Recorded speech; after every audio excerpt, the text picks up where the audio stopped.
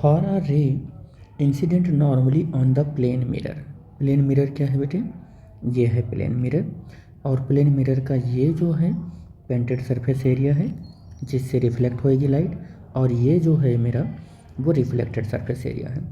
करा है angle of incident 90 degree, 45, 30, 0। अब करा है कि for a ray incident normally on the plane angle. तो ये क्या है? प्लेन एंगल का ये नॉर्मल है, ये प्लेन एंगल का क्या है? नॉर्मल है ये।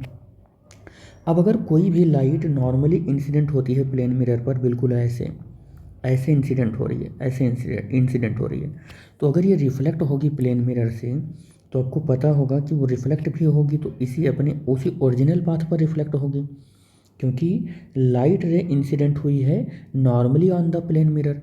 अच्छा, कोई भी चीज़ अगर मान लो हमारा प्लेन मिरर है, और प्लेन मिरर पर ये जो इंसिडेंट होती है लाइट, ये लाइट का एंगल जो हम लेते हैं, यानी एंगल ऑफ इंसिडेंस जो लेते हैं आई, वो नॉर्मल से लेते हैं, और नॉर्मल पर ही ये इंसिडेंट हो गई, तो आई की वैल्यू क्या हो गई? 0 हो गई। और रिफ्लेक्ट भी हो रही है तो अपने उसी पाथ पर रिफ्लेक्ट हो रही है, तो इससे आर की वैल्यू क्या हो गई? 0 हो गई। तो कह रहा है एंगल ऑफ इंसिडेंस कितना है, तो एंगल ऑफ इंसिडेंस 0 होगा। अगर ये पूछ लेता एंगल ऑफ रिफ्लेक्शन कितना है, तो वो भी 0 ही होता। ठीक है, दोनों का आंसर सेम हो जाता।